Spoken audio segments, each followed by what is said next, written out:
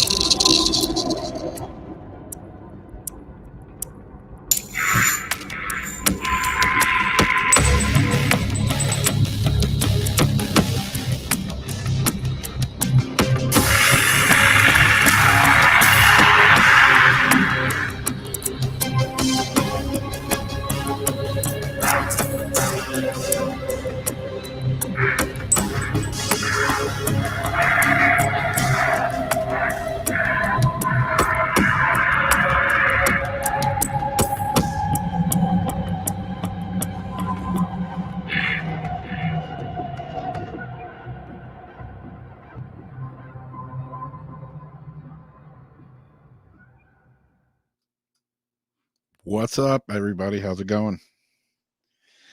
Welcome to Weird Wednesday. Again. We made it through another week of a weird-ass week. It's like every day's Halloween. I wish every day was Halloween. Or Groundhog Day. Yeah.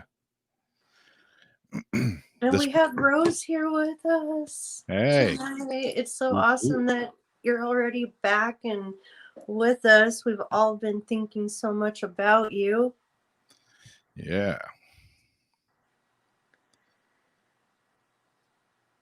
So how's everybody been doing this weird week?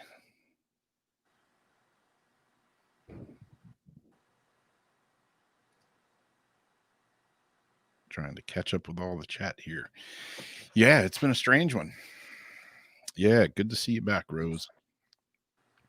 Yeah, we were talking about you the last week or two. Everybody was giving you well wishes and good energy and all the above. Never fun like going in the hospital.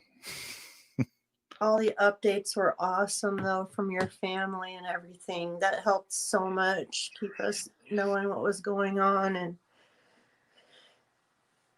keeping us calm while we were waiting to hear what was happening.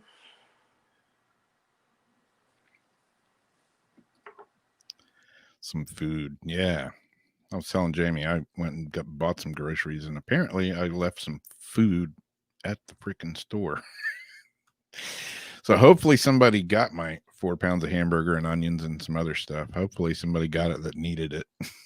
Because apparently, I guess whoever was in charge didn't think I did. So I'm not having hamburger tonight. That's for sure. No taco. Yep, no tacos tonight. No tacos for you. I did manage to get the chicken in the fridge though. So Kim said she had a ghostly encounter last night. Yeah, I want to hear about this ghostly encounter. Inquiring minds want to know. Oh, yum, Debbie. Chicken nachos with salsa verde. Yeah. That sounds good to me. Y'all know I just had a frickin' half microwaved Hot Pocket. 2 Hot hours pocket. ago. Yeah, I could eat tacos just about every day. There's so many different ways you can make tacos, you know. Fish tacos, chicken tacos, beef tacos, veggie tacos. Hell, you can even make them with fruit. Pizza tacos. What's the weirdest taco you guys have ever? That's what I'm trying to think right now. What is the weirdest? I heard some weird shit put in a tortilla. And Yeah, I I've put all don't kinds. know. What is the weirdest taco y'all have either had or heard of? I had a taco with horse meat in it one time. It was a little strange, but hey, it's amazing what you'll eat when you're hungry. Yeah, And that's what they have to scrape up for you at 3 a.m. Yeah, in a third world country, Mm-hmm. beggars can't be choosers.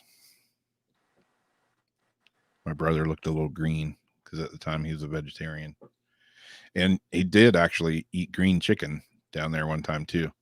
And I have a picture of him sitting under a really nice big like palm tree, and he has a nice little flower behind his ear, and he has a what's that shit called? Oh man, I'm having a brain fart. The diarrhea medicine, Imodium. He's got a bottle of Imodium with a straw in it. He's having an Imodium cocktail. He was so sick. So we had to take a picture. Ooh, snake tacos. They taste Oh. like chicken tacos. Hell yeah, taco truck. Debbie, let's put that on our collective, when we get our collective land. Yeah. That I want us to all our commune. Okay, if we have the taco truck, who's going to sell the weed wax out in front of the taco truck? We got to have that because hell, Miley Cyrus might stop by and get some. Oh, weed wax, you said. I just heard wax, and I'm like, you want us to do what in front of the taco truck? Wait, what? We're doing waxing in front of the taco truck. What kind of taco truck are we talking here? What kind of tacos are we waxing? Rose, you don't like talk. You lie. Tacos with venison. That's not a bad idea. You mean you don't like tacos at all? What? Say what? What? Say what? I mean, it's a tortilla. What if there wasn't meat in it? You can put anything in there. Tacos in Tijuana when you're wasted. Who knows what the hell you're eating down there? I lived on just bread and tortilla. Yeah. And some salsa. Not even McDonald's there.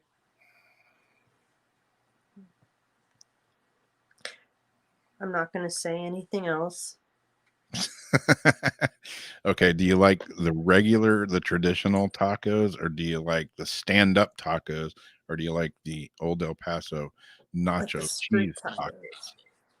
Or soft tacos. I like the little street tacos. Yeah. The little onion and stuff on it.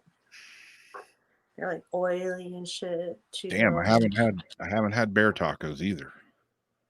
Bear tacos. Bear tacos.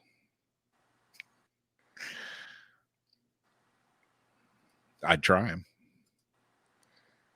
Oh, Lori, we're asking the weirdest tacos anybody's heard of, made, or had.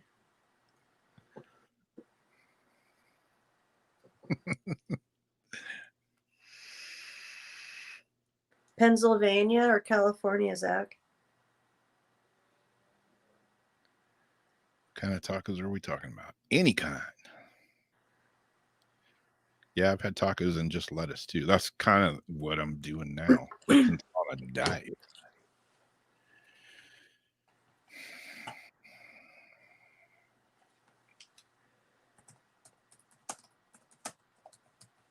It's not a diet, it's a lifestyle change. Oh, this is true. That makes it sound different, right? No, it means different. Oh, okay. Because then it would mean that you're only intending on doing this to reach a certain goal and then go back to how you are before this. Like as far as your habits and everything. Whereas what you're doing is taking the tools that they're giving you and you're going to apply it to your everyday life. There you go. during and after you reach your goal. Because you're not like just trying to crash diet to fit in a wedding dress or something. You know, I pop a could bunch be. of water pills. You could be, but I don't think you are. Man, I've been taking some water pills, and man, let me tell you, those bitches work. I was in Walmart this evening, and I was like, I have got to pee right now. I mean, nah. That's probably why I left the damn groceries in That's there, because I had to pee. probably why. Yep. I wasn't thinking about putting the stuff in my basket. I was thinking about not peeing my pants. So I don't know. That may be a little more information than y'all need, but it is Weird Wednesday. So I could almost show you up on that yesterday, but I don't know how weird we're actually going to get. yeah. But thank goodness I grabbed the right key on first try. Yeah. Every second counts. Yeah, that's the other part of my story was I apparently left half my groceries at the store, and then I came home and apparently I locked my keys in the car. And I wasn't even drinking or anything. I had no excuse. I told Jamie, I think my mom's dementia is like rubbing off on me or something. Yeah, Anthony Bourdain might have eaten bug tacos. Anybody used to watch that show? What the hell was it? That little bald dude that used to eat the weirdest ass foods. Yeah, no, I couldn't watch that because I just Bizarre food. All right, Laura's hungry. Doesn't want us to talk about tacos anymore because she can't get any. Debbie, you'd pay money to see me in a wedding dress? Hey, some weird talk. I'll do a lot of weird stuff for money. I may split the seams on that wedding dress, but hey, she didn't say it had to be full. That's true.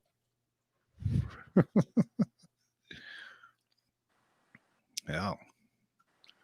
I'd put a wedding dress. I play pub in a skirt all the time. Right, Jamie? You play pub in your diaper. Yep. In your underwear and knee socks. Yep. Rocking the tighty whities. He's got some legs on him. Look out. PUBG has been kicking Jamie and Mai's ass for the last, how many weeks now? Like 6 weeks? I don't know. I could look on YouTube right now and see probably 3 rows of yeah. Cursed. We haven't won a game in a long time. It's been killing us. We got a hell of a lot of second places, though. A hell of a lot, which pisses me off more than anything because I'd rather just be absolute last than second. Yep. You're the biggest loser in the game is second place. Yep, and we always happy I made it to second. Yeah, we always get killed somehow stupid in the game. Or the game cheats. Yeah, I think that's more like what's happening. Ulrich. Because we used to kick ass on that game, and now all of a sudden we're getting our ass kicked on that game. After that update, yeah, they moved our controllers and everything around. Well, we actually got a lot tonight. I don't know if we're going to get through all of it or not. Maybe some of it will stretch out till next week. I don't know. Yeah, we got some weird stories to do. We got a missing person case we're going to do, and we have Keith Weldon's new app. Well, not a missing person case, just an unsolved cold case. That's true. Don't listen to me. I don't know what I'm talking about. It's all good. You made it. I made it here. Strange. So there was a man that died for 45 minutes after collapsing on snowy mountain hike with his friend. Lucky Michael Knapsky, 45, has vowed to devote his life to volunteering after being brought back from the dead by medics following his collapse on Mount Rainier in Washington. The 45-year-old got into trouble during a snowy hike with a friend on Mount Rainier on November 7. Mr. Knapsky and his friends had taken separate paths just before the weather took a turn for the worse. The last thing he remembered before passing out was taking baby steps in whiteout conditions, the hiker told the Seattle Times. I was pretty close to the end of the trail. Then it turned to whiteout conditions and I couldn't see anything, he said. The survivor said he had scrapes and bruises on his body, but didn't know how he had become so dangerously stricken. I'm not sure what happened. I think I fell. He and his friend had planned to meet up at a different point in the trail, but the pal grew concerned when Mr. Knapsky didn't show. When he didn't return to the parking lot later, his friend reported him missing. National Park rescue teams continued searching for him into the following day in poor visibility and freezing conditions. Helicopter search parties finally spotted him around a mile upstream from a glacier bridge over the Squally River. It took the ground teams another hour to reach the unconscious hiker, and he was whisked to the hospital. But while in the emergency unit, he died. She told the Times Mr. Knapsky remained dead for about 45 minutes while the medical center's medics gave him CPR and hooked him up to an extracorporeal membrane oxygenation machine, ECMO. You don't get one of those every day. No, and that's what it is. It's instead of the defibrillators and things they normally had, they happen to have this new gadget up there, and that's what did it. The state-of-the-art machine pumps blood from the heart and lungs out of the body, then removes carbon dioxide and sends oxygen-filled blood back into the body. They managed to revive him, and 2 days later, he finally opened his eyes again. The medical director of the intensive care unit said he came back from the dead, maybe not medically quite correct, but his heart wasn't beating for more than 45 minutes. It's amazing. Mr. Knapsky was incredibly grateful to the teams that saved his life. The hiker said his near-death experience had fastened his resolve to make his volunteering at a local food bank and building houses for foster children his life work. He thanked the staff, telling the Times they didn't give up on me. They did one heck of a job keeping me alive, and I've got a million people to thank. And so, we get a lot of guests, and we talk to a lot of people about NDEs and things like that. And my mom was curious, his experiences and what he felt and all that during. Well, when I had looked that up, I did see something like another article where it said he described his experience while he was out, but I had lost it and then couldn't find, because I was like in a web of stuff. So I do think he's already starting to kind of talk to people about what he remembers during those 45 minutes. Yeah. Yeah, I know when I had an episode, I don't know what else to call it, at work when I was like 24, I think. And I like totally passed out, had a grand mal seizure, and I was unconscious for 45 minutes. And my brother thought I was dead. It didn't help that my dad died at 38 when, he had a heart attack and died. So my brother was freaking out, because I'm laying on the floor like motionless after I got done flopping around. But yeah, I was out that 45 minutes, almost an hour, and I had some weird experiences. I could see, like, when the paramedics and stuff got there, I was having that like above my body looking down at me thing, and I could see everybody and I could hear everybody, but I was totally like unconscious. And I even remember like when they were, moving me, putting me in the ambulance. I remember one of the guys was like, "I hope you ate your Wheaties this morning." And I was thinking, I was unconscious, and I was thinking, "You dick." It was weird though. So yeah, I imagine this guy does have some stories. Be interesting to hear. Good night, Rose. Thank you for stopping by. He Yeah. loves you. All right, you got an article, or you want me to? I can do one of yours. I don't have any of my own. You want to do the? I know what you want. Which one?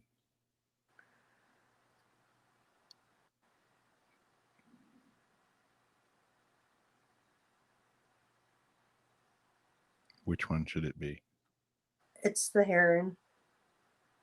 The which one? The heron with the eel that ripped out through its stomach. Where is that? Let's see. Okay, I just sent you. I got it here. My screenshots, and then here's the article. I got it already. I'm All ahead. right.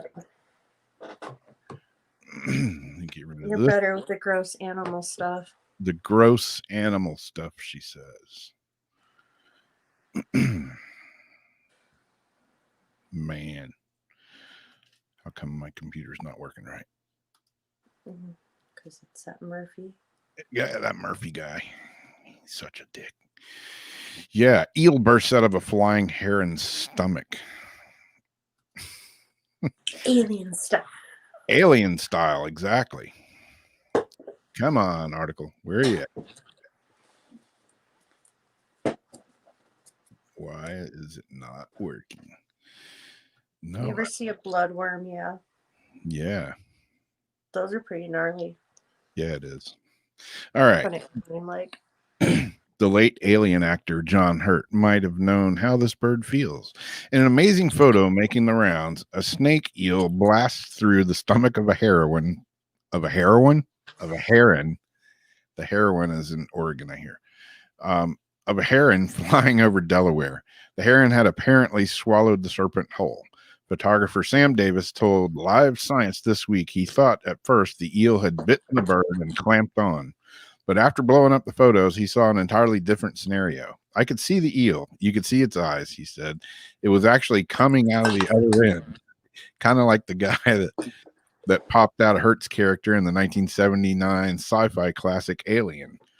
Davis saw that. Everybody knows what that, remember? And they were eating spaghetti too, so that made it more like Chumley. Davis saw the heron at one point and he saw the heron at one point descend to the water with the eel still aboard. The heron didn't seem to act much differently, Davis told Live Science. It was in the water and flying around. Davis took the photo in 2011, but recently shared it with a wildlife photo site. Live Science said snake eels have been known to attempt to escape from a predatory fish's stomach by using its pointy tail tip to dig through, but they usually don't make it past the rib cage. So it actually did come out through its stomach? Supposedly so. That's, I love herons. You're such beautiful birds. Yeah, they are.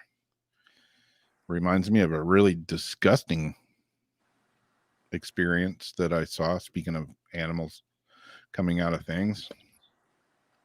Oh, dear God. Yeah.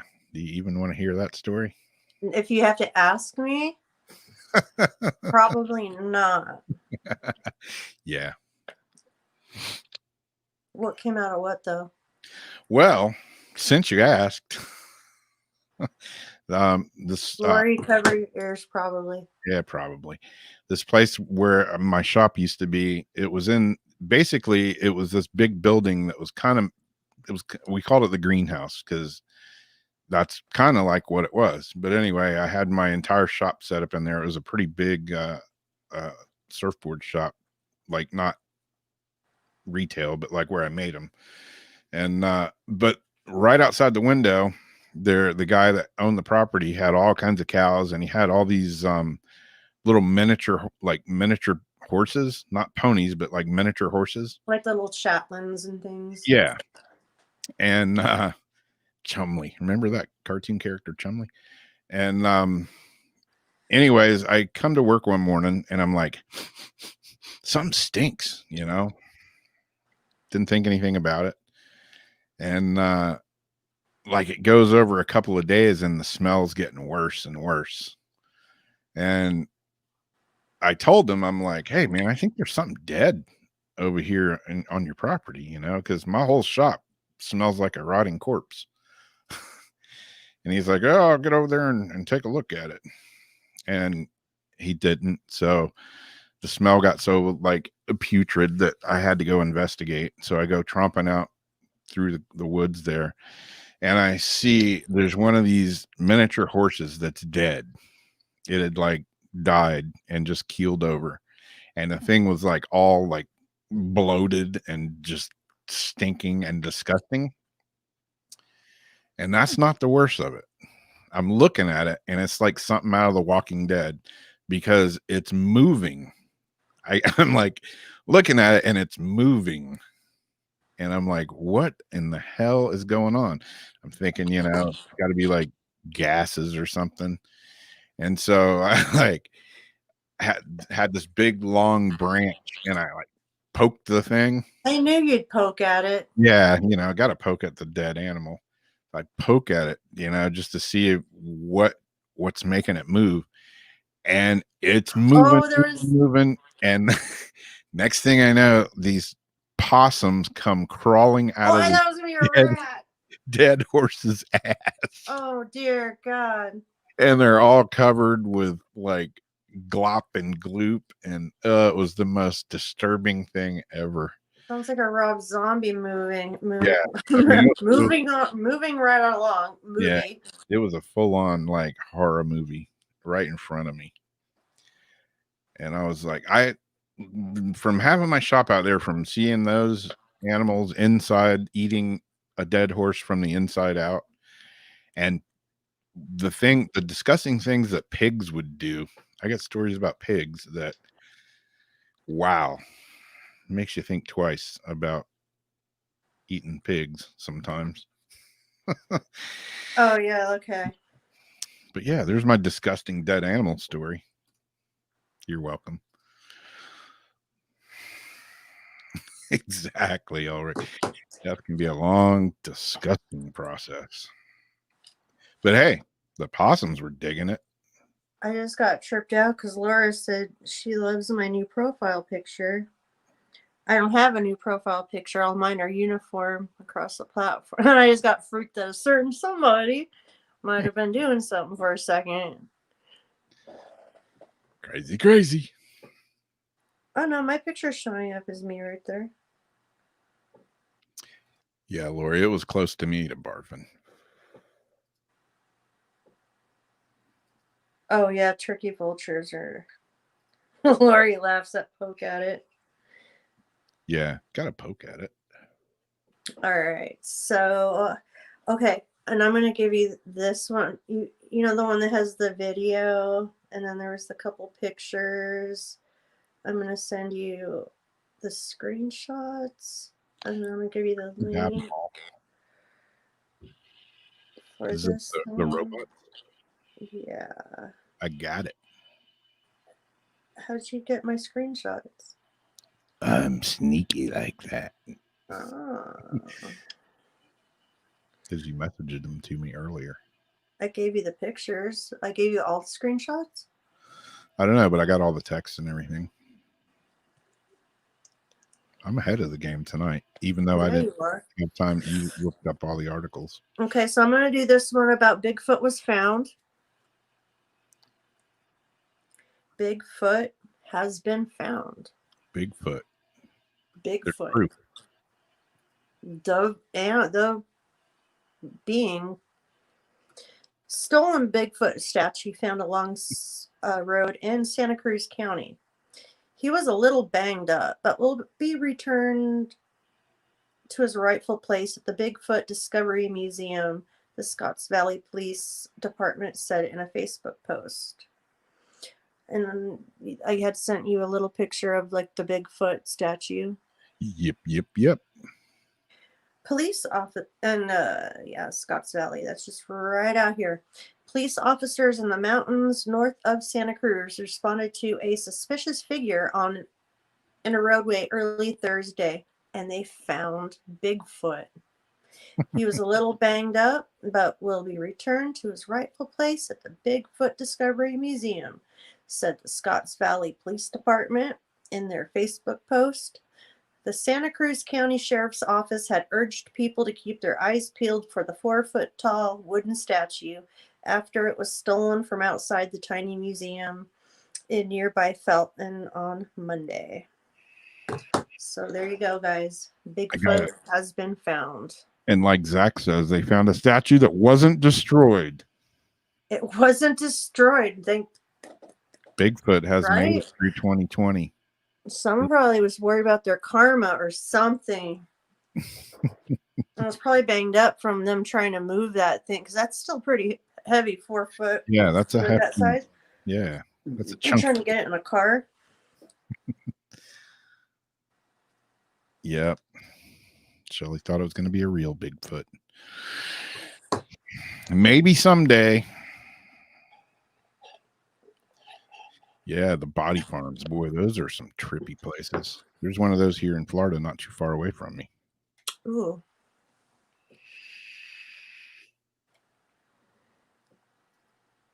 Yeah, my old shop, when that last story I was talking, that's what it smelled like, was a body farm. It was pretty bad. It's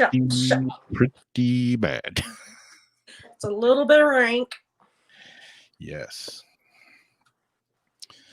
All right, so we got, they always do the weird stuff over in, Japan and China. China. Well, they got this. What do they got? Robot wolves are protecting the Japanese town from bears. Okay, where are you at, robot wolves? November 12th, the Japanese town is protecting itself from wandering bears with a pair of unusual guardians. Motion detecting robot wolves.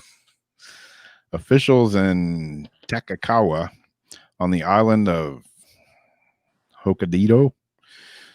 I'm probably butchering that name. I'm sorry. They said the concern about the increase of bear intrusions into the residential neighborhoods this year has led to them purchasing 2 monster robotic wolf guards. Canines created by machinery from Otaseki in partnership with a local university. Say that again? Yeah. Okaseki. Psyche. I don't know. You said it to start out. Yeah. The monster wolves, which are made of metal and covered in fake fur to make them appear real to other animals, are outfitted with motion detectors that cause them to activate. The wolves then flash red lights in their eyes, and they move their heads back and forth, and they emit a series of howling and screeching noises. We want the bears to know human settlements aren't where you live. Now, wait a minute. It's made in China. They're going to break in a day. They want the bears to know that human settlements aren't where you live. Weren't the bears living there first? I kind of think that's the way it works. Yeah. The bears are probably like, bitch, you like are living in my backyard, man. And where the fuck am I supposed to get my food now, asshole? Exactly. Put a goddamn condominium up in my freaking kitchen. Yep. You want to shoo me away, kill us all off because we're overpopulated. Yep. But they also want to help with the coexistence of bears and people. Here we go again. Yui Ata, head of the Otaseki, told Japanese newspaper the Manichi. Jeez, man, this article's killing me. City officials said the wolves have thus far been effective in preventing bears from entering the town. Wolves once lived in the wild Japan, but went extinct in the century during the early 20th century. No, with red vast flashing eyes and shit. So if you got bears in your area, maybe get you a robotic wolf. Or a really cool Halloween decoration. Yeah, exactly. You could double it, It's like you buy it for one thing, but you can multi-purpose it. Yeah. Like, when Halloween comes around, you just move them in the front yard. Oh, my buddy just got a life-size Sasquatch, or no, a robotic werewolf for real. It stands up. It's one of those animatronics. Nice. And it's like a werewolf that'll stand up and like crouch down. Yeah, if I had money to just blow, I'm like a big mask freak, like the really good masks. I'd have a ton of those. I have some masks. Bring out the gimp. But they're not the really good ones. Those things are expensive. They're like start at like $500. Oh yeah.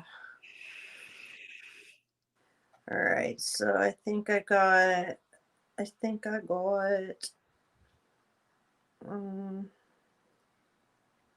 Oh, you can get the robotic females on Wish now for only $500. That's what she says. Mm-hmm. So this last one isn't anything too crazy, but it's just a little bit weird because like this isn't something you find every day. But a mortar round was buried in somebody's backyard. November 16, authorities in Massachusetts were summoned to the home of a man who made an unusual discovery while doing yard work, an apparent mortar round. The Westboro Police Department said officers responded alongside personnel from the Westboro Police Department on Sunday when a resident doing yard work in his backyard called 911. The resident told authorities he was working in his backyard when he dug up an object that resembled a bomb. The Massachusetts State Police Bomb Squad was summoned to the man's home and transported the device to a safe location where it was then detonated. The origins of the device and how it came to be buried in his yard were unknown. So yeah, imagine doing your yard work, hitting down with your shovel and yeah, scraping along one of those. Well, you know, that when I was reading that story, it reminded me of my escapades magnet fishing. Yee. You know, and I'm like here, you know, in Florida, I mean, it's a lot of salt water, so like everything's that you pull up is like a rusted hunk of crap. But I found like some knives and stuff. Haven't found a gun yet. I know it's coming one of these days. I'll pull a gun. At least part of one. Yeah. But like, yeah, over in Europe, man, they're always pulling like safes and guns and mortars and all kinds of crap out of the water there. Live grenades, all kinds of stuff. I want you to bring up like a big ass cannonball or a treasure chest filled with coins from a shipwreck. I'm getting itchy thinking about it. Yeah, that would be pretty cool. Love treasure hunting. Damn it. That would be cool. You need to bring I know over here. There's got to be hundreds of cannonballs out in the bay here because there's an old fort there that was lined with cannons, and they didn't just have them there for show. But I wonder, you know, they have found some here, and you know, if they're, I mean, it's salt water. If they're iron balls, they're going to rust. But if they, you know, get covered in silt and stuff, that kind of protects them. So they have pulled up some. It'd be a trip to go out there and find something like that. Yeah, I didn't think about that. Them rusting apart. I've kept most of. Well, I won't say I kept most of the stuff I found, but I have a knife that I use that I found magnet fishing that I still use. It was like in good shape, and I cleaned it up, and you know, works fine. There is that little part of me though that thinks, why was it in the water? Was this used to kill somebody with? Just tell yourself somebody was leaning over the fishing book trying to get a hook out of a bass's mouth and it fell out of their pocket. Yeah. They didn't stab someone with the knife and then go chunk it in the bed. Yeah, exactly. And if they did, all the evidence has been then washed away. I have pulled up some old railroad spikes that are pretty cool. I have several of those. I've pulled up all kinds of weird stuff, but yeah, the railroad spikes are cool. We get the weird box nails and stuff out here at the metal detectors from like the 1800s, all over the place where all the old towns were when it wasn't Livermore, it was Harrisville. And they have all the little.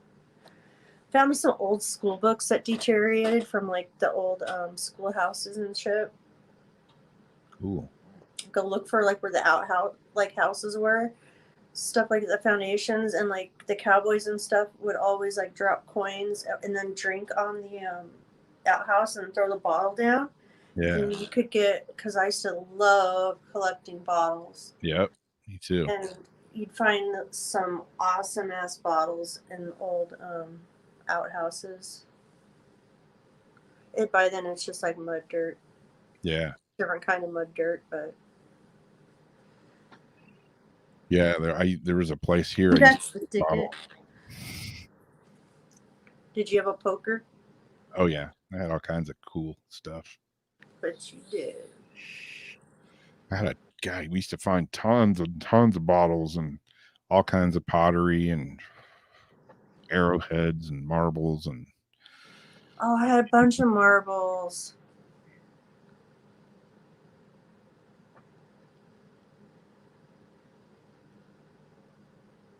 Yeah, I know sooner or later if I go magnet fishing, I'm going to pull a gun out sooner or later. Got a friend that does it down in South Florida, down in Miami, and he was like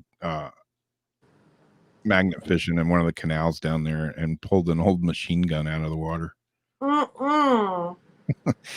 And there's only probably one reason there's a freaking automatic weapon in a canal. It's like in Florida, not down just there. driving by and whoops, it fell out the window and went in the canal. Oops. There's a reason it's in the canal. My ex-husband got to keep all the bottles because I got to keep a lot of the crystals. Except he got to keep some of the crystals that we got on our special mountain. Double-sided scepter crystals. Museum quality. Undisclosed location. Nice. But he kept all the freaking stuff we got, metal detecting, all the bottles, I had this little antique thing where I put my little marbles in it that I find. I didn't have like a whole bunch, but maybe 10, 15 of them. And this old 1800s like cabinet, like old, it has a glass on top and around, so it just looked old. It had all my like old stuff in there, the old medicine bottles, and yeah. Living room used to look like a museum. I had bookshelves with all my seashells on it, all labeled out, all my rocks. Total nerd. Well, I got now it's all storage. I'm gonna wing the Legends of Lore story tonight and see if I can pull this off. Okay, I'm going to go pop a squat right quick. Pop squat. We'll see if this works. I don't know if it's gonna, but we'll try it anyways. The picture that's up right now, if you can tell, it's the Cecil Hotel. And this one is about, I know everybody's heard about Elisa Lam. And there's been a few things come up that maybe you haven't heard. But here's a little story that I found. And I got a few pictures. Don't have a video put together because I'm slack and I didn't have time to do it. So here we go. Tonight's Legends and Lore story, or just another creepy story, is a mysterious case of Elisa Lam. This is somewhat of an updated version. There are mysteries that are so eerie and strange that they boggle the mind for days on end. The case of Elisa Lam is one of them. In February of 2013, this 21-year-old student from Vancouver, Canada, was found dead inside the Cecil Hotel's rooftop water tank in Los Angeles. The LA County Department of Coroner ruled the death accidental due to drowning. And said no traces of drugs or alcohol were found during the autopsy. However, there's much more to the story than what is implied by police reports. The first piece of evidence that needs to be considered is an elevator surveillance tape that I'm sure you've all seen. It's recorded Elisa's behavior only a few moments before she lost her life. At first, Lisa enters the elevator and apparently presses all of the buttons. She then waits for something to happen, but for some reason, the elevator door doesn't shut. She starts to look around as if expecting or hiding from someone. And at 1:57, her arms and hands start moving in a very strange manner, almost not human like, and she appears to be talking to someone or something or nothing at all. She then walks away. The elevator door then shuts and appears to start working like normal again. Right after the events of the video, Elisa apparently gained access to the rooftop of the hotel, climbed to its water tank, and somehow ended up drowning in it. Her body was found 2 weeks after her death after hotel guests complained about the water's taste and color.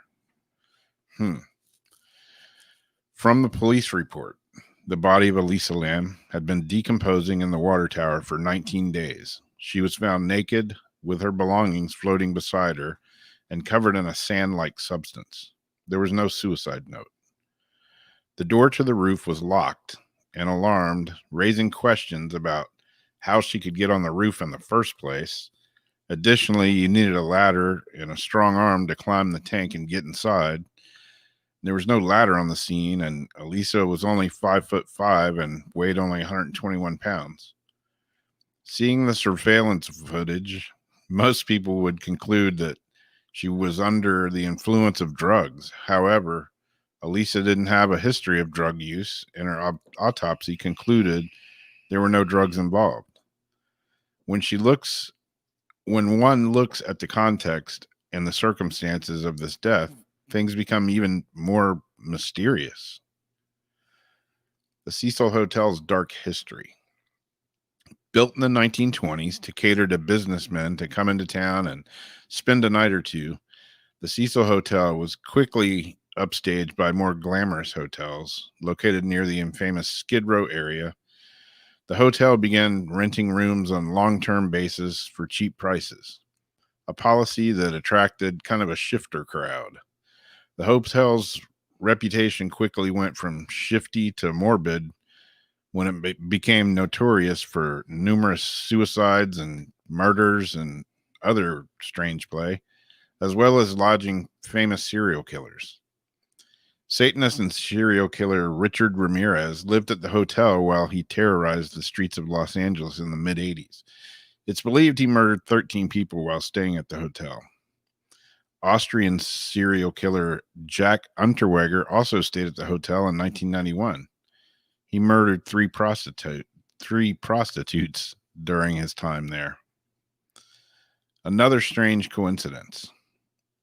Shortly after Elisa Lam's body was found, a deadly outbreak of tuberculosis occurred in Skid Row near the Cecil Hotel. You probably won't believe the name of the test kit used in these kinds of situations. It's called LAM-ELISA. That's a pretty hardcore synchronicity. How can you account for the absolutely insane connection between her name and a tuberculosis test? Weird. LA authorities ruled on June 2013 that Elisa Lam's death was accidental and she was probably bipolar or something. That being said, some questions remain unanswered. How did Elisa, who was obviously not in her right mind, end up in the hotel waters tank in an area that's difficult to access? Was Elisa Lam murdered? Maybe by a ghost? As a final nail in the totally creepy coffin of the Elisa Lam case, Elisa's phone was never recovered, but her Tumblr account mysteriously started to post images up to 6 months after she died. There's some strange images, and they were retrieved off her Tumblr account. The one image that I saw is kind of a woman's face, a side profile with just normal looking. The next picture is sort of this wispy army looking things coming out of her head. The third picture is more of those coming out and is totally blacked out. You can see a silhouette of a eyebrow and a face and a nose and a mouth. And the final fourth picture is completely consumed by these hairy, wispy looking arms. Experts believe that she had set up her Tumblr posts automatically before her death, but it's still creepy as hell. After postponing the official cause of death several times, it was officially ruled as an accident. That's one freaky ass accident. I think I would avoid the hotel, even though personally I've had a lot of dreams about the Cecil Hotel for some completely other strange incident. I don't know. On the brisk morning in 1947, this is another strange death at the Cecil. A local resident called Betty Bersinger walked through a vacant lot in Lement Park, Los Angeles. She spotted what at first appeared to be a discarded store mannequin. As Betty got closer, it became clear that she had stumbled upon one of the most horrific murders of the 20th century. Actress Elizabeth Short had been murdered. All of the blood from her body had been drained, and she was completely severed at the waist. The killer had carved a smile on her face and mutilated the body. Her body had been arranged in such a way that led police to speculate that it was a ritual killing of some sort. The killer's identity was never discovered, although he contacted police to send some of Short's belongings, such as her address book. Police never discovered what happened to Elizabeth or how she spent the week before her death when she appeared to drop off the radar, but they do have a tip as to where she was last seen. It was none other than the Cecil Hotel. Released in 2005, the horror flick Dark Waters tells a story of a tragic young girl who drowned in the water tank that sat on top of the apartment building where she lived. Her body, however, is undiscovered for some time, and it slowly decomposes. The residents in the apartment building begin to complain of foul-tasting water. Almost 8 years later, in February of 2013, the body of Elisa Lam was discovered in the water tower on the Cecil Hotel in Los Angeles. I don't know. What do you think? Yeah, it is pretty weird. More stuff keeps showing up about the mysterious death of Elisa Lam. And the pictures that were on her Tumblr account, they mentioned in that article that maybe she set it up to, like scheduled pictures, but I have a Tumblr account and I don't know there's any way to schedule pictures 6 months in advance on Facebook or Tumblr or anything like that. I don't know. I mean, I know you can schedule, stuff on YouTube or whatever to, be released at a certain date, but I don't think it'll let you do 6 months ahead. But I mean, if you did know, if you did have plans of killing yourself and you just wanted to freak everybody out, that would be a good way to do it, is like schedule your, Tumblr or your Facebook account to just randomly post pictures and stuff from you, 6 months ahead of time. You could just freak your friends out forever. You could just pre-plan a bunch of texts and like Facebook, I know lets you do it. You can post. I don't know how far in advance they let you, but they said you want to post it now or at a later date, like for your business accounts and stuff like that, or your business pages. But you can schedule texts for whenever. You can have send shit on your calendar for whenever. You're off yourself, and then you're like, I see what you. I know what you did last summer. Yeah, I know what you did last summer. They're such a morbid people. But I have had some really weird dreams about the Cecil Hotel. I'm fully admit that I've been obsessed with the Lisa Lamb case for some reason, but I've had these really weird dreams about the Cecil, like being stuck inside the Cecil Hotel and like something's chasing me through there, and I'm like, I can't get out of the place, and it's like a reoccurring dream. I haven't had one now. We'll probably have it tonight now that I'm talking about it, but it's kind of weird. Yeah, you definitely have some sort of a tie or a connection to that place, I think. Yeah. Yeah, that's, I've read things that said she was bipolar and she stopped taking her medicine or medication or whatever, but I don't know. It's pretty weird. The whole video of her in the elevator, is she just having some kind of mental delusion, or is she like talking to something that you can't see, or maybe she's the only one that can see it? I don't know. Kind of weird that she's in the elevator and she's pressing all the buttons and doing all this and nothing's happening. And then as soon as she gets out of the elevator, the door closes and the elevator resumes normal operation. Yeah, we did a Voices from Beyond on that, and we looked at that elevator footage a lot. Yeah. Still can't explain it. Yeah, it's a weird. Except it feels like she was being watched by somebody. I don't feel she was schizo anything. Yeah, I mean, I don't know. It's a weird one. And yeah, like this one weird picture in particular, it's like, normal, and then you see this thing coming out of her head. It's like something out of The Ring or something, Yeah.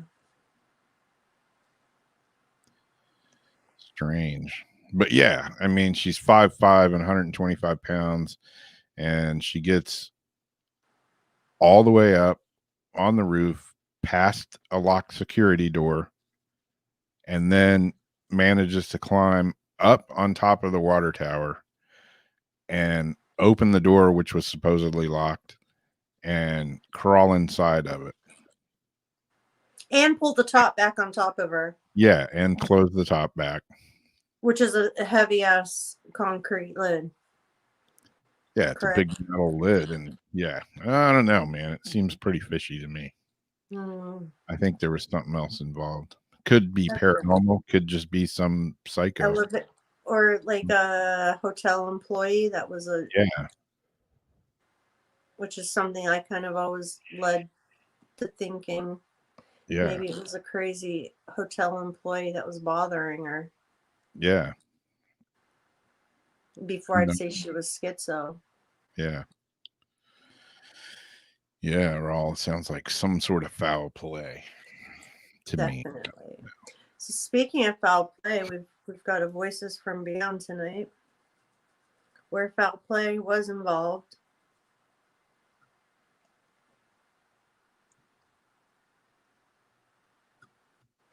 His name is Larry Groves, I believe.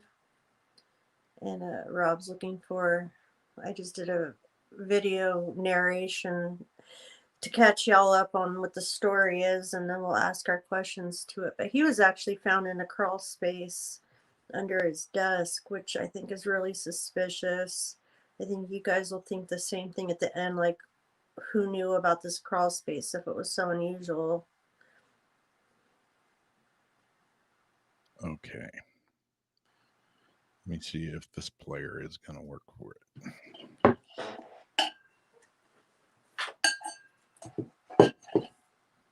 On June 18th, 2003, 5 months after his disappearance, 40-year-old Larry Groves' remains were found in the crawl space of his Lakeville, Indiana home.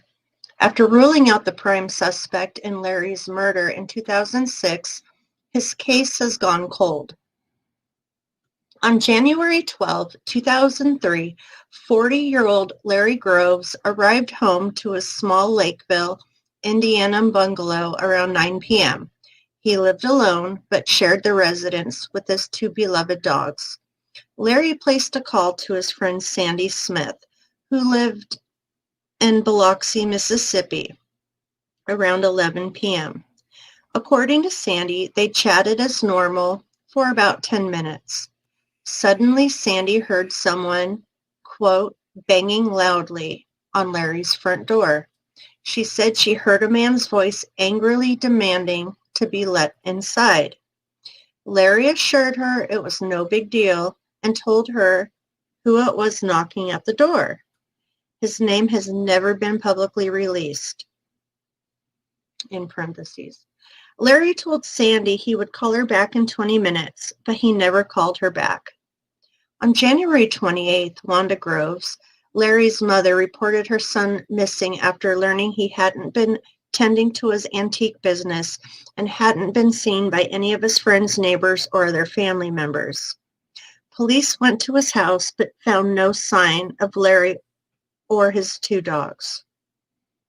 Larry's case quickly went cold, and on Memorial Weekend, his mom decided to do some investigating of her own. Wanda entered her son's home to find it in immaculate order. Nothing seemed to be out of place or taken, but there was no sign of Larry. Wanda sat at her son's desk and began hunting for any clues as to where he might be, but nothing was found. In April, Larry's sister Pam and police also entered Larry's house to search for clues. After spending several hours at the residence, turning up empty-handed, they left. Then on June 18th, Larry's next-door neighbor, Dick, and I can't pronounce the last name, began noticing an abnormal amount of blackbirds perched atop the fence that separated his yard from Larry's. He assumed it was due to the large amount of peaches that had fallen into his yard from an overgrown tree in Larry's yard. Dick decided to cut the excess branches that were growing over his fence. While trimming the tree, he saw something strange on the backside of Larry's house. Dick said it looked as though Larry's windows and siding had been painted black. Dick approached the house only to realize it wasn't paint, but thousands of flies covering the interior of the windows and outside siding of the house. Dick called a man named Darrell Bennett, who was the father of a man named Tom Bennett. Darrell had given Tom the home to live in. Tom was Larry's longtime companion. Larry and Tom had been living in the house together since Larry was 17. In 2001, Tom passed away from a sudden heart attack. The house was given back to Tom's father, Darrell. Darrell kept the deed to the house but told Larry he was welcome to live there as long as he wanted. Darrell arrived at Larry's house and Dick showed him the massive amounts of flies that had gathered. He agreed that they should go inside to investigate. Once inside, they immediately noticed a foul smell in the air. They searched the house and found nothing out of the ordinary. They entered the kitchen, opened the refrigerator to find a few pounds of meat that gone bad. They initially blamed the smell on the rancid meat, but after smelling the inside of the fridge, they concluded the meat was not the culprit. Darrell decided to check one final place. Having owned the house, he knew there was a secret trap door that led to a small crawl space underneath of where Larry's desk now sat. The two men slid the desk back, lifted the large area rug, and opened the trap door. Inside, they found the badly decomposed body of Larry. They immediately called the police. Larry's electricity had been shut off months before, and his body had decomposed so severely in the summer heat. A cause of death could not be determined. However, investigators did find evidence Larry had bravely fought his killer. Blood was found on Larry's clothing that didn't belong to him. Hair not belonging to Larry was also found on his clothes and in the crawl space. After talking to Larry's family and to Sandy Smith, police learned the identity of the man who was at Larry's door that evening. According to Larry's family, the man had been selling antiques from Larry's store without permission while he was missing to other antique dealers in Michigan. Police believe they found their prime suspect. Police brought the man in for questioning. According to investigators, he remained calm throughout the interview and denied any involvement in Larry's death. He voluntarily submitted DNA for comparison, then ended the interview by asking to talk to his attorney. The case took a major blow in 2006 when an FBI crime lab concluded DNA gathered at the crime scene did not match the DNA police had gathered from the suspect. Once again, Larry's case went cold and has remained that way since.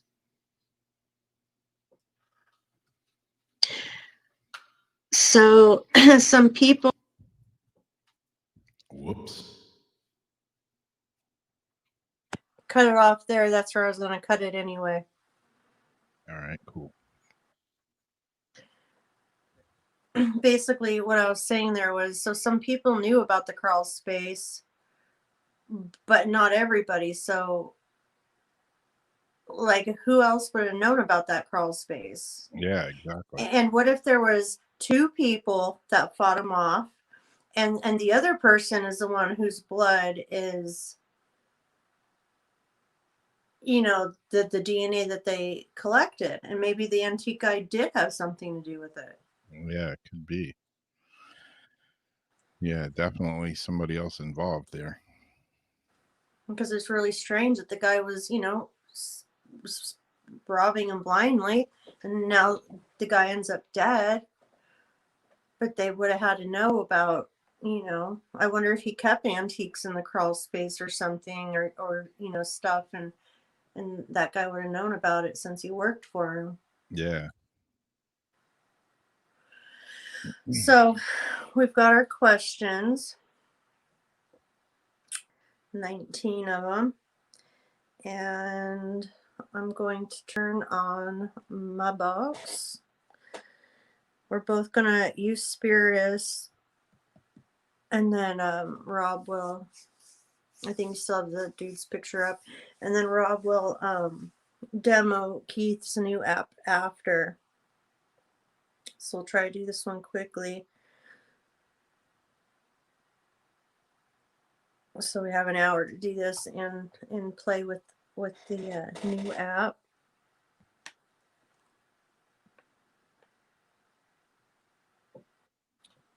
Cool. Yeah, Laura wants to know when that was in the news. And like where it was. She said he looks really familiar. Yeah, I had said at the beginning, like, I'll check the article again. But like 2006 was when something was thrown out.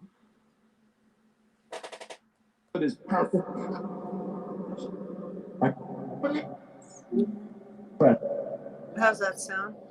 Very good. Perfect. I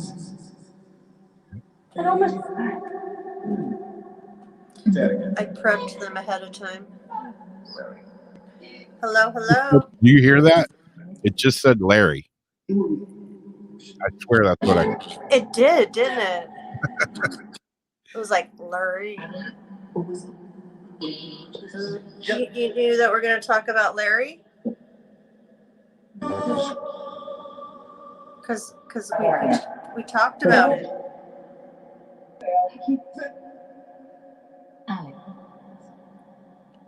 Can you tell me who killed Larry? Do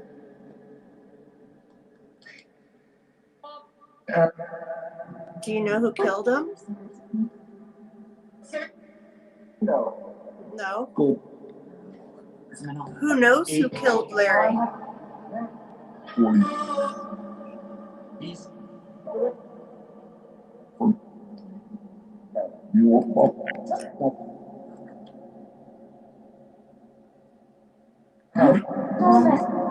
have a hard time hearing the responses in first person because it's like on the side of my ear. Like in real time. What was the name of the man at the door?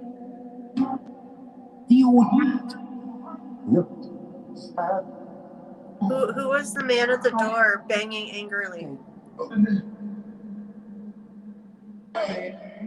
They don't say his name.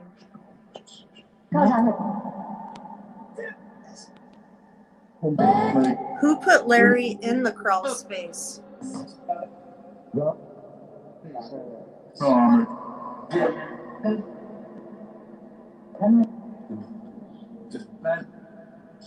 How did Larry die?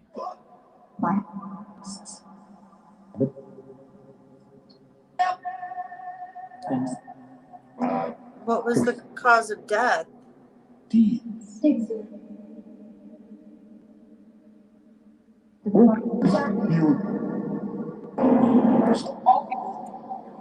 Whose blood and hair was found in the crawl space?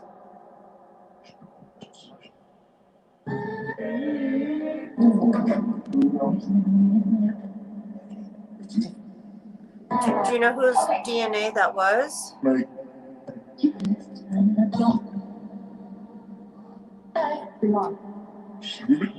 How many people were involved?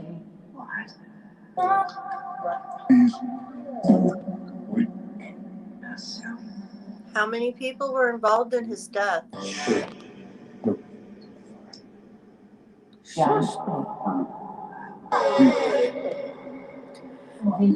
Could the man from the antique store have gotten help from someone, and that's whose DNA was found?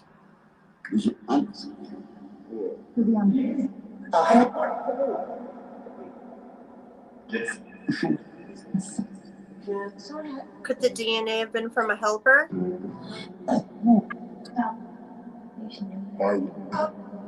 Is the killer already in jail for unrelated crimes?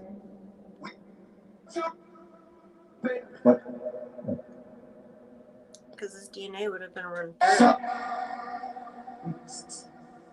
Is the killer still alive?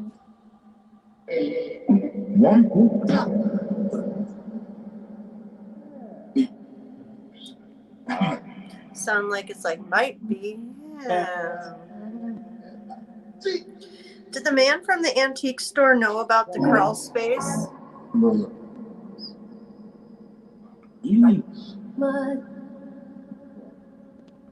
The guy who knocked on the door, did he know about the crawl space?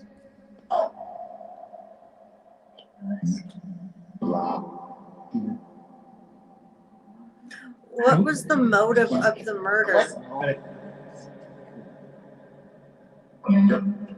Why was he killed?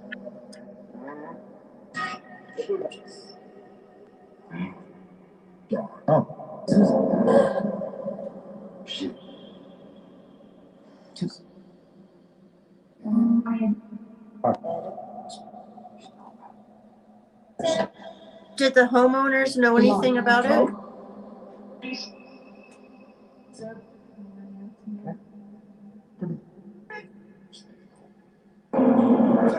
Who killed Larry?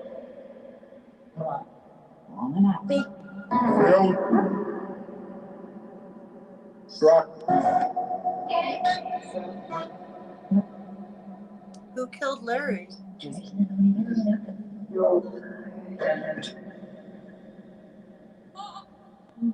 Are there any clues being overlooked that would help solve the case?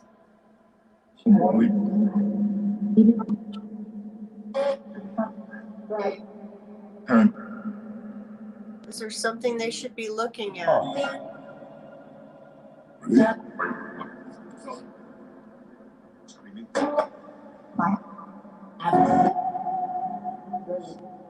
Are there any messages from Larry that he would like to deliver, if you can help?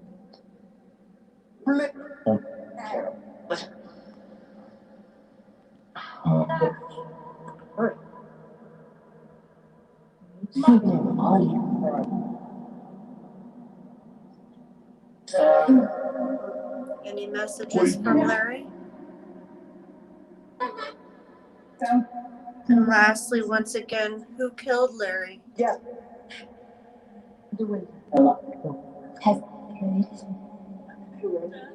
right, thank you. Thank you for helping me. I'm going to count down in 3, And then Rob's going to ask the same questions. In 3, 2, 1. Thank you. Family. Again. My take. All right, I'm going to ask the same questions and knock everything over on my desk while I'm doing it. Throat said.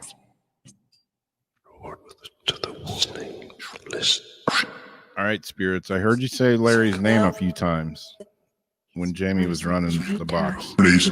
Can you tell us who killed Larry? Happen.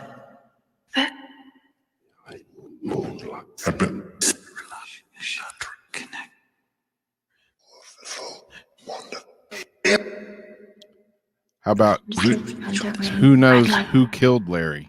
Does somebody know who killed Larry?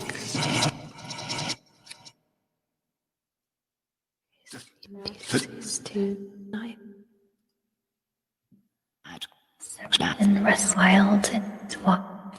Still have enough.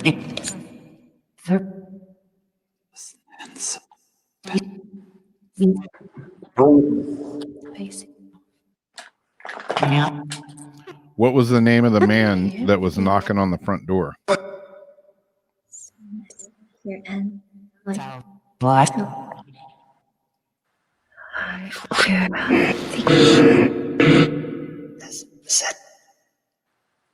This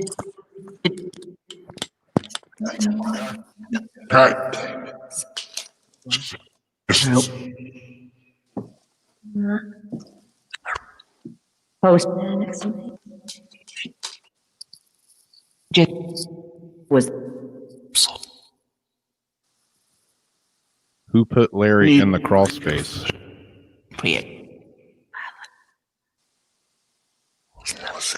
or you know. What?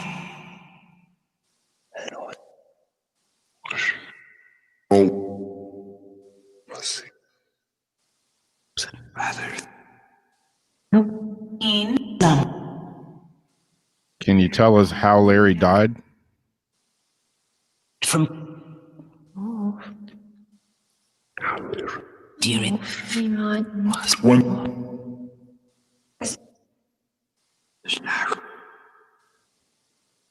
you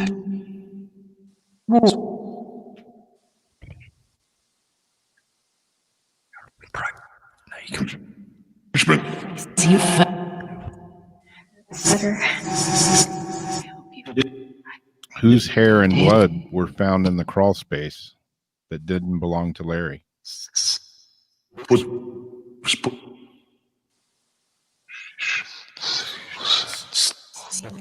There is not necessary.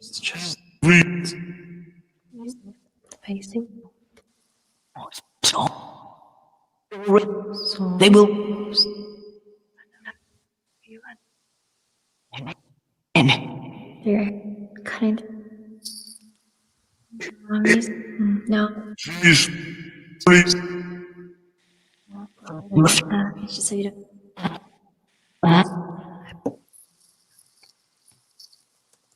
Was the man whose DNA was dismissed, was he involved? No.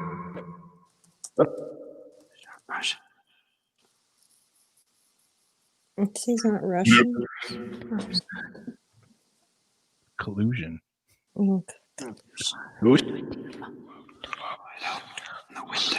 wait. There. Yeah. Those trans.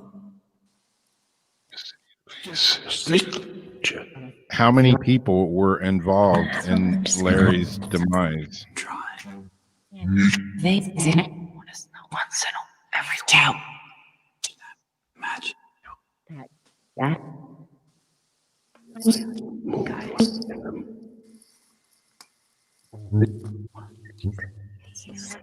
already on. I have. Do way. What? you want me to start? The airway? Yeah. Wait, when did you ask how he died? Yeah. Did you already ask that? Yeah. I just asked how many people were involved was the last question, but yeah, I heard something about airway, and then I heard something about your prayers. Light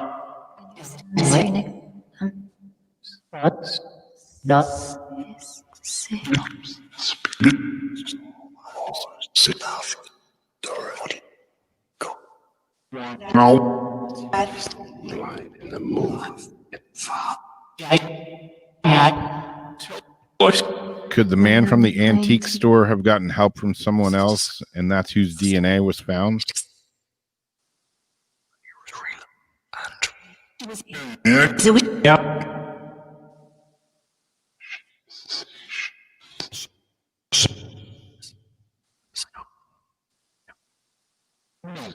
One. Death of a. It is. Is the killer already in jail for unrelated crimes? To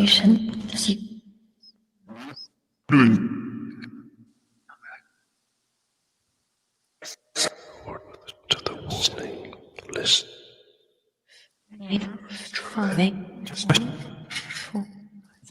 On him pence. She told that.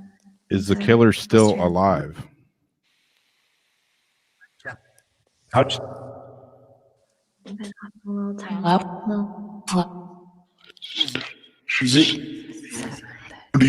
you just give us an answer, yes or no? Is the killer still alive? Don't. No. Don't know.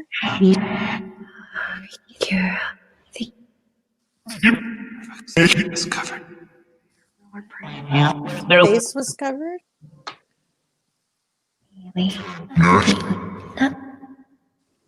Raven. Or Did the man from the antique store know about the crawl space?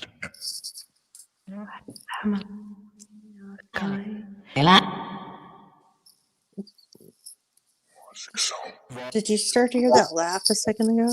Yeah. Go. On the wind.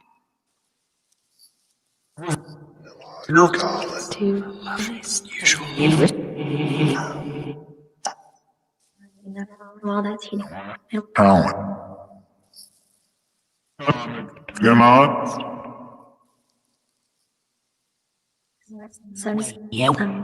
Follow it, Maeve.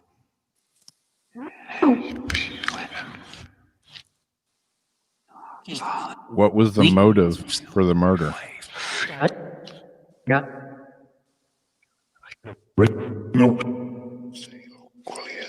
Why was Larry killed? No.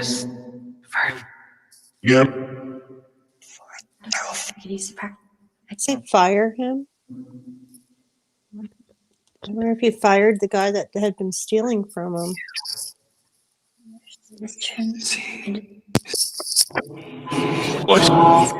And the rest wild. Nope. Nope.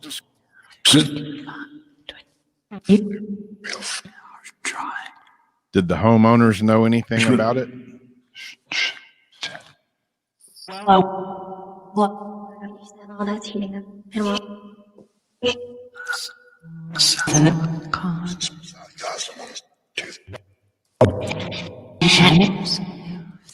Who killed Larry?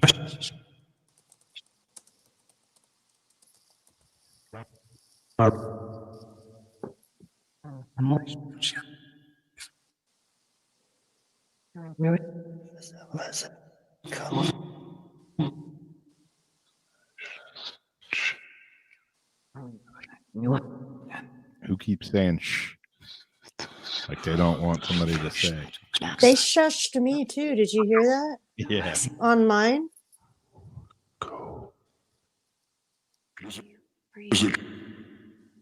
Can't breathe. Are there any clues that have been overlooked that would help solve this case?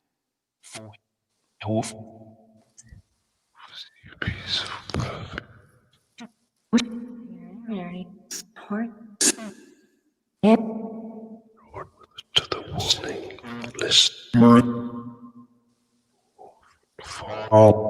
keep hearing Keep something. hearing Laura Wolf. What? Yeah, something about a wolf. Or are they saying Lara Wolf?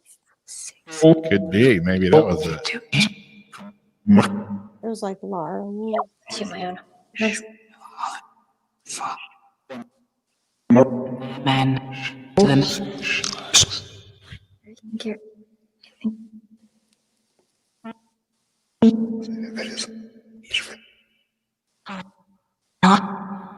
Is there anything the investigators should know? Class.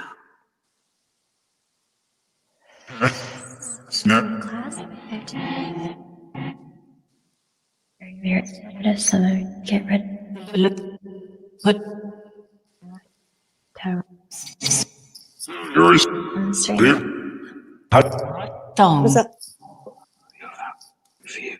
Was that his name there?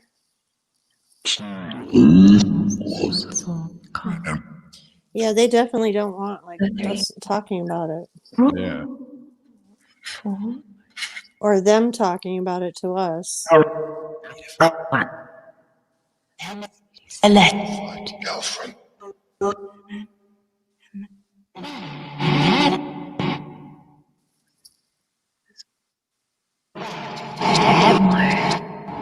Spot. Just original. Fact. Are there any messages from Larry that he would like to get out? Just Love.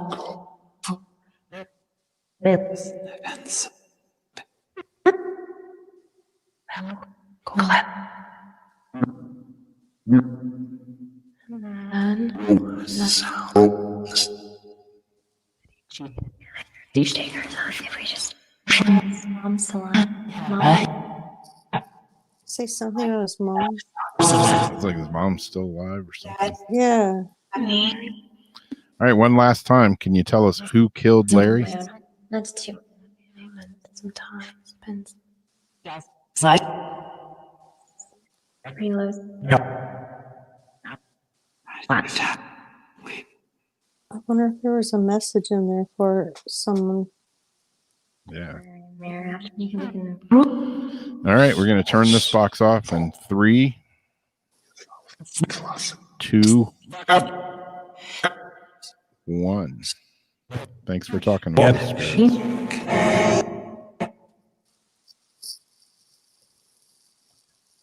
Yeah, there's some interesting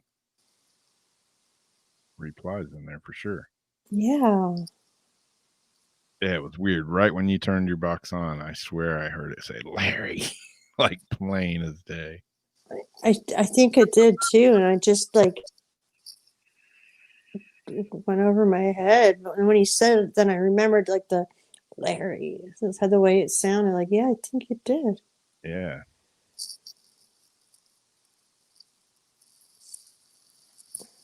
Like, I'll be right back.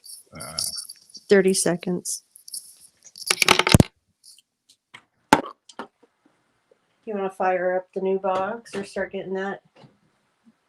Fire it up. Yeah, if you guys haven't heard, Keith Weldon released a new app. It's called the Signal Spirit Communication. And I just downloaded it today, this evening, right before the show, actually. I messed with it for a few minutes just to try to get the gist of it. And we'll run it here and let you guys see what it sounds like if you don't have it already. Does anybody have it yet?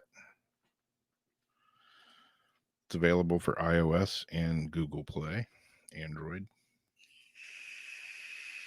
And it's $9.99, like most of Keith's apps. Like the Spiritus, which is our go-to app that we always use.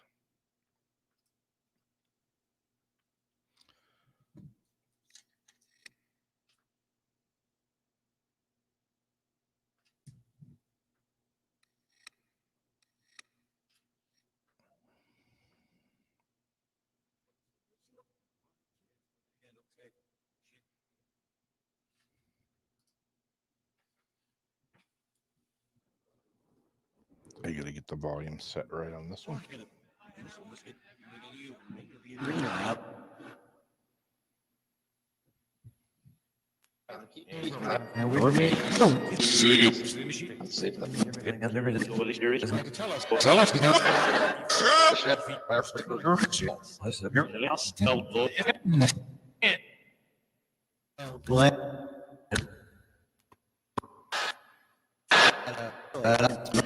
Yeah, we do try to go back and listen to these sometimes, Raw.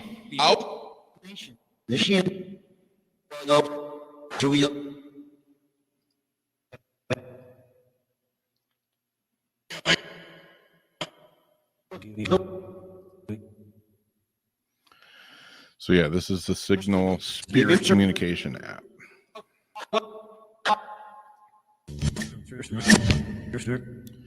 And it has a bunch of different settings. It has reverb, phaser. It's got a noise gate, sweep mode, power on and off. It has presets, and then you can change the settings and make custom settings as well.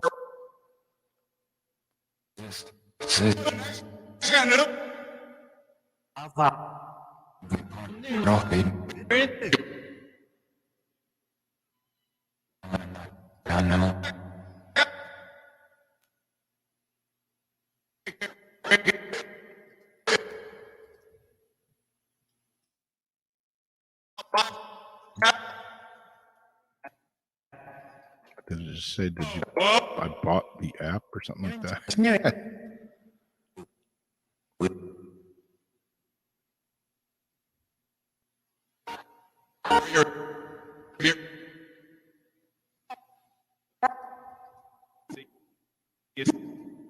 I think it just said Satan too.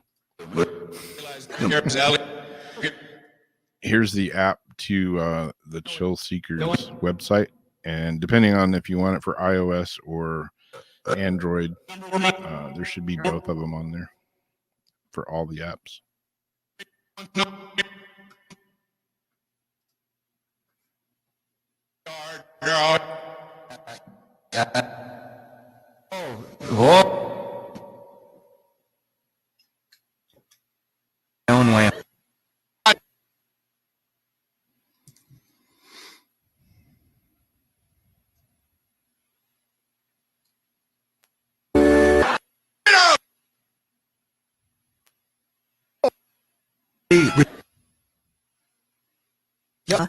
West on effort. on the top of Threads of Never been the victor. Lines for And the air strangled or vulnerable. Muslim sheikh. to try and Oh, I was still muted this whole time. Did he say heathen? Dinner Rob? Scenario. No, I didn't. A weak gentleman. I've been talking for like Oh, 3 shit, I'm minutes. No, it's good. You put up the link. I was looking for the links, and I'm like, right on. You got the links. Your up. They're eating, but Assert that Notice how full Maxwell. what take this Put in your what? Huh? vegetables.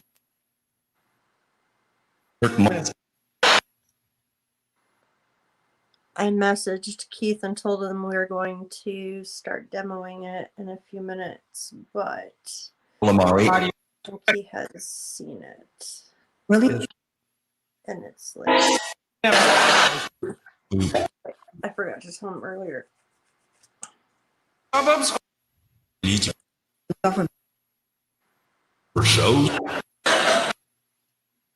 is announced All right. Is there any spirits that want to communicate with us using this new Signal app?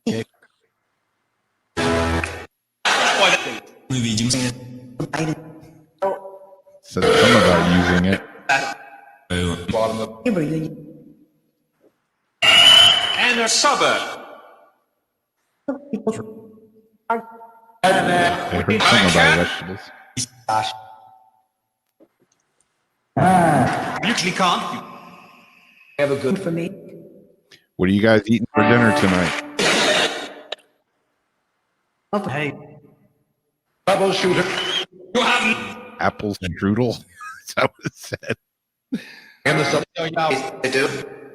Am I hearing things? Full of all. I Elizabeth. Mercury to Specific Bay. You're eating Elizabeth for dinner? That sounds kind of strange. Indicate. You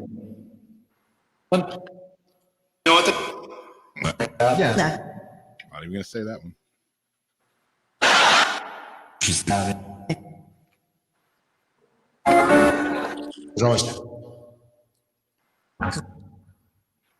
Because Pizza Hut. I'm in a maid. Part of the I think crew it said something about Pizza Hut. They said pizza. actually Free pizza. face. Free pizza. You guys, They said pizza face. Out in the no X. I want to eat my other pizza pocket. That believe. As you know, She knows what. This is congressional. Yeah. aboard this. Pull it out. When the pot for him starts. The ball. So this is all IP? Let them have it. I'm not even sure. Running, we should. No, I have X. I feel like Away. What's that? we're missing something too. I get. Oh,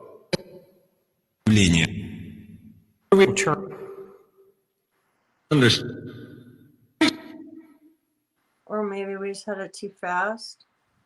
Maybe. And it's on. I just adjusted the sweep rate and the gate. It stays there. I didn't look to find out recommended or anything ahead of time. I was just Credit. surprised that you got it. Really bored.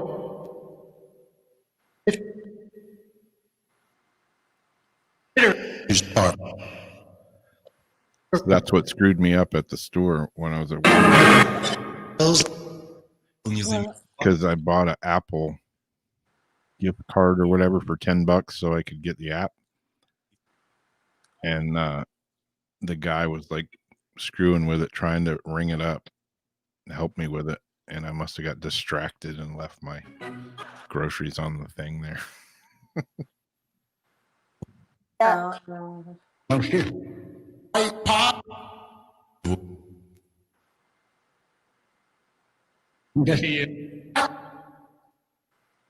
Was it on your receipt?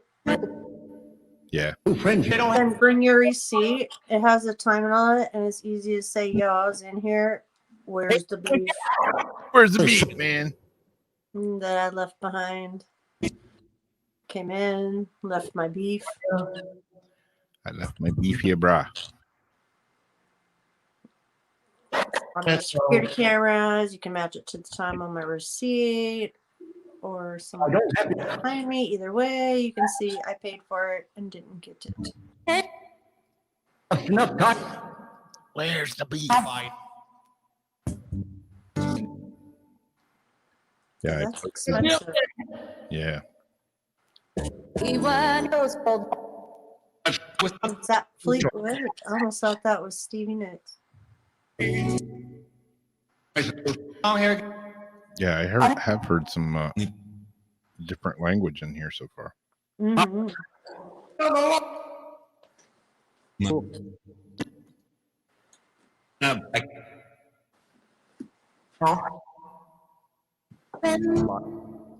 But for you,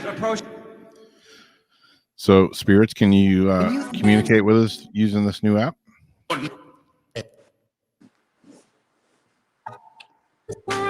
Just like any of them, takes a few minutes to get warmed up. dangerous pet, but Did you see what Laura said about the Where's the Beef lady? I'm hoping Cool.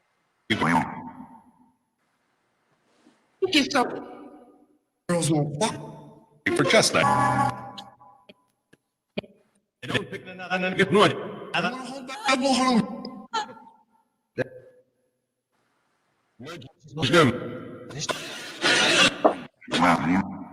What's the emergency? Fine. What?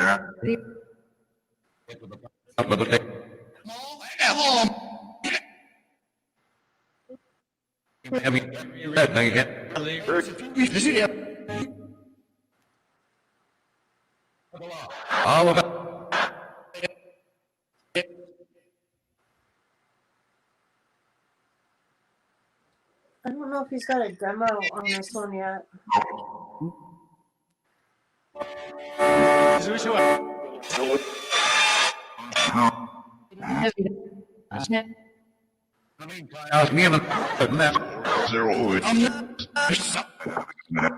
Did you say heathen again? Yeah. Is there any messages for Raw out there?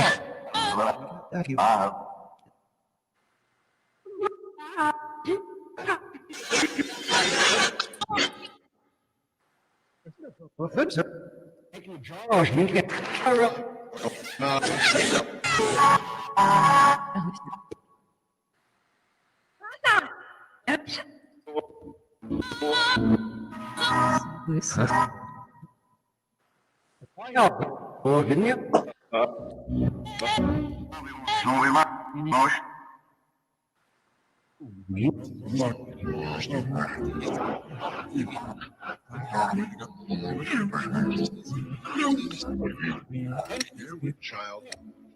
James Pagan. Weird. That sounded like reversed shit, and then it's like child.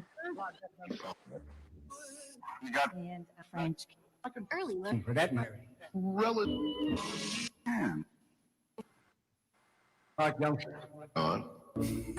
Victim.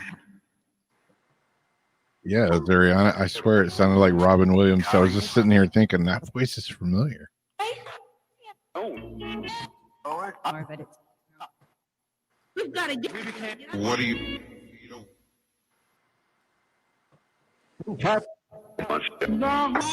Like those. That is.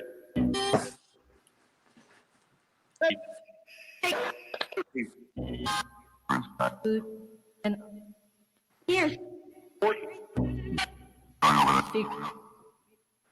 You know Or more Special. You almost. What? I'm gonna go through a couple of the presets on here. See what they sound like. Listen. Listen. Okay, we're gonna listen. Also, Dude, buddy. Trigger with. And staff. the blurry. Plenty But then I. Larson. Backlist. Looks like a chocolate. Like a chocolate peanut. I think is what she said. Looks like a chocolate peanut. Close to cook. Sound pretty. Back to the control.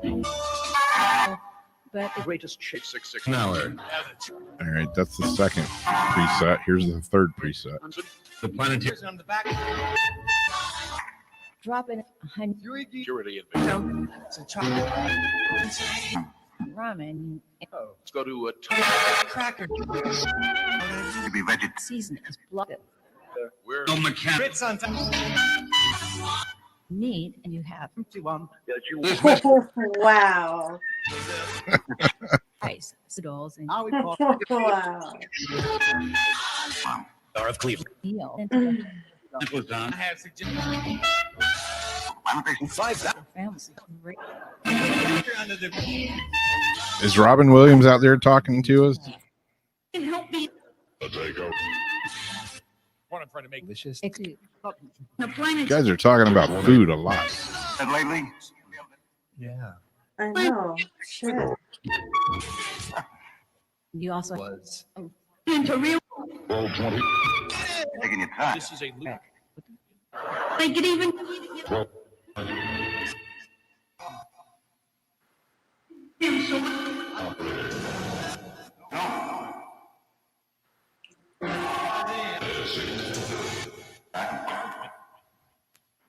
Was that an effect or did it just do that? Yeah, I'm going through. It's got 1, 2, 3, 4. It's got 5 different presets on it. Oh, the presets. Okay. This is the 5th one.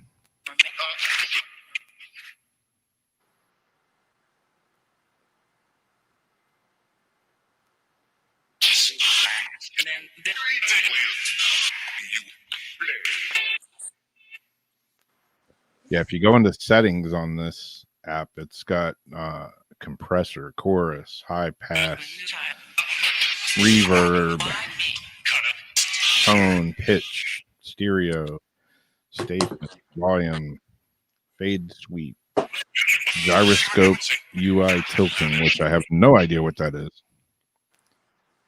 We need to get Keith on here and got some explaining to do, man.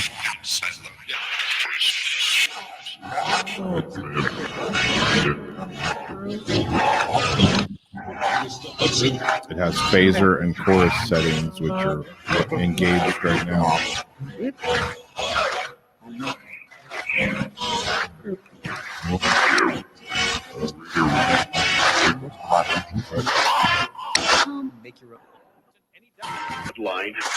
And then you can do custom settings. You can set them however you want them and save them.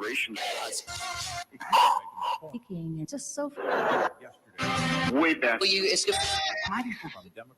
bothers me.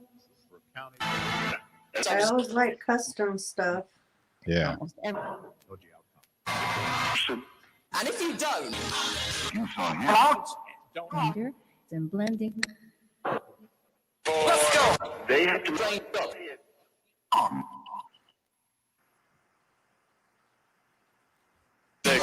clear it. No, keep it.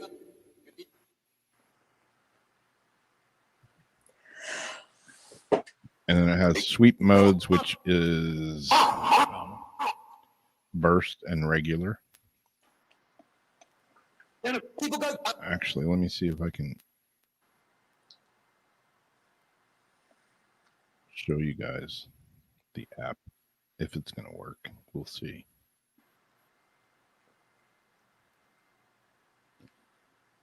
Hey, it looks like it might work.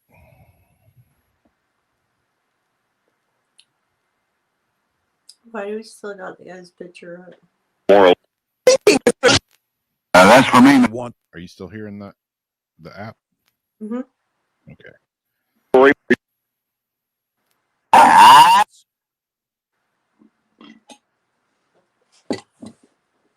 Every time I turn it,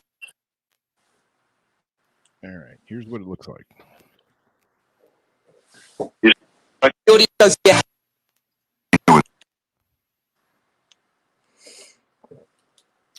So Enjoy down it. here, these are the default settings. Oh, good.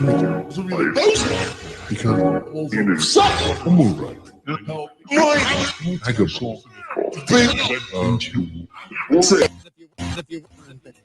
Oh, there's all sorts of stuff right on there. Yeah.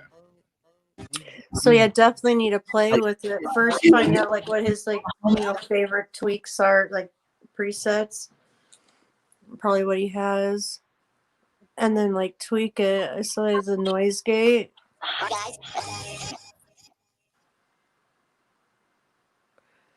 Yeah, it's got delays, ring modulators. It's got all kinds of stuff in here to tweak, and obviously echo. And so you can mute one side of it if like say you're using stuff over there with something else and you want to mute. Well, if you mute it, it just cuts it all the way off. Like if you want to ask your questions, Oh, okay. hit the mute button and then unmute it. Yeah. The mute method. Yeah. Sounds like something from Alice in Wonderland. Doesn't it sound like Yellow Brick Road? Yeah. It's the next preset.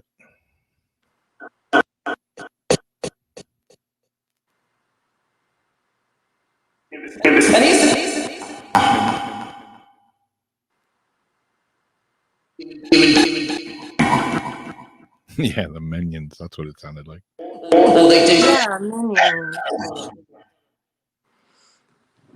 And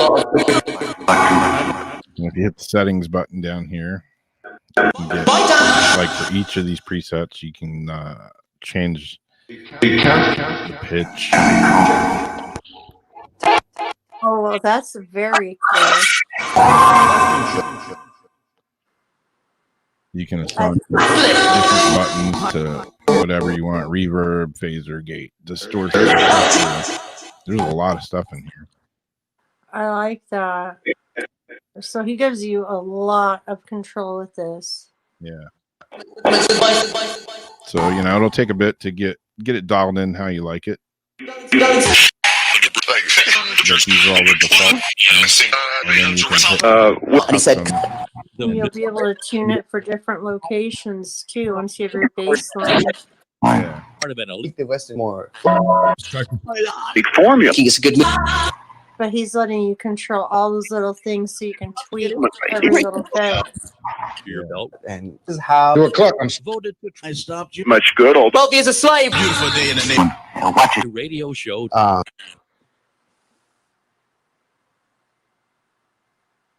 And you can use the noise gate right here that calm it down some. So yeah, it's definitely a little more user involved than a couple of the last ones. But if you like total control of the Ghost Box, the Indian age. This is like the usual. Yeah. To answer. Yeah, he picks his favorites and then makes them very user friendly in several of his apps. Yeah. But I like how he's giving control with this one. Most dangerous. Stuff just saying, I think it's. So catch us.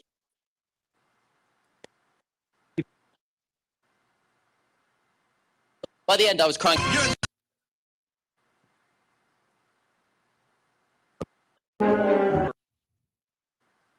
Until Crowded and people. Keith Walker. I meant to use a utensil. That guy.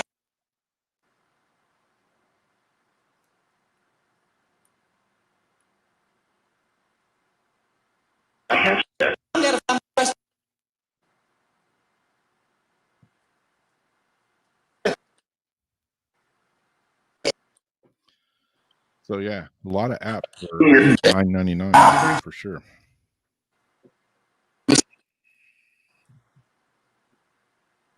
Realize it's wake up. See,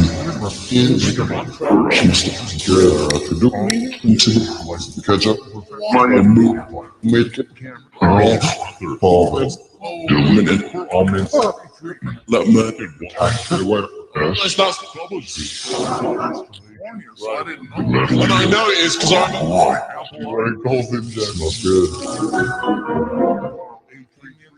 Hard. Great. And then the football shit. Large Mexican. Are you on your tasty? Very tasty. You want a golden jet? Get 6 cents. Oh dear. I did, however, respect my father's energy. Royalty. That guy. Characteristics of the man. I was like, definitely on a hiker. That film, and I said, why? Okay. That's success. Looks like you. This is 8 definitely on a hiker. He didn't guess you're on the witness person to see a mental. He's got a girlfriend, but I'm ripping hot heat. Right. That's things that can. So, anyways, there is a little debut of the Signal Spirit Communication. A lot of settings, a lot of tweaks, a lot of control, or you can just use the presets. Keith has 1, 2, 3, 4, 5 presets in there, and who knows, there might be more. There may be 10 times that many. I don't know. I haven't delved into it. Like I said, I just downloaded it right before the show. So pretty cool though so far. Definitely.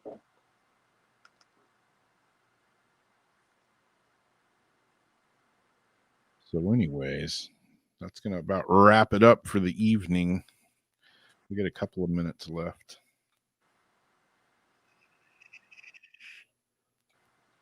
Yeah, there's some clear settings. Like I say, it's definitely one that you have to, it's like a tinkerer's app. If you like, setting it to your own, you can set it for really clear or, really weird, really dark, really light. You can get the minion voice. You can get the dark, scary voice. You can get it all. Yeah. I still don't know what gyroscope UI tilting is. Let's see if that changes.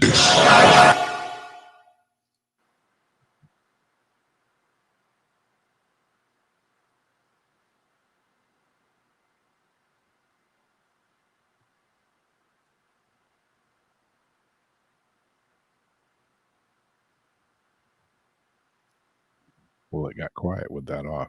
Yeah, it did.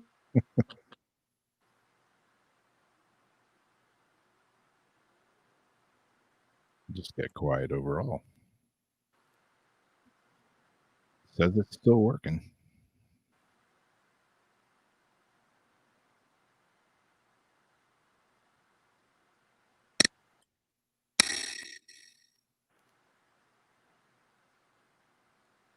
Spirits, are you still there?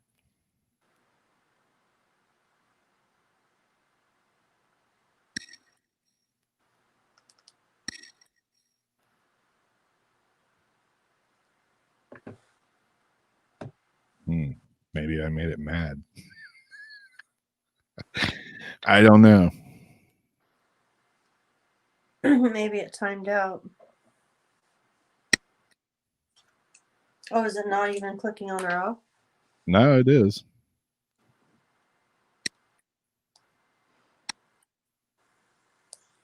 Shut off the app and then open the app.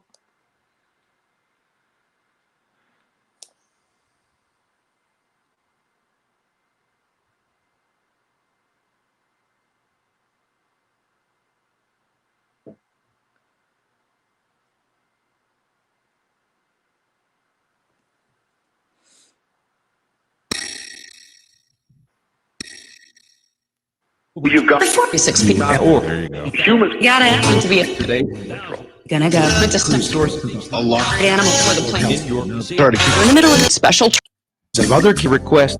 2.0 Father Malcolm. question. 50 billion Barm favorite 800 He took it fiercely COVID-19 by Nick 1-800 Yeah, it's got forward, reverse. It's got all kinds of Seven stuff in space. here. Look at that. CDR Editors basement for emergency. for 40 Big play for to spin the house. 100. Haven't done much. if it has. Choice of a home. 23%. Believing It's that like, I love you. Who loves you? and .com. Anyways, there you go. A little jumbled up preview of the Signal Spirit Communication from Keith Weldon. I think there's the link.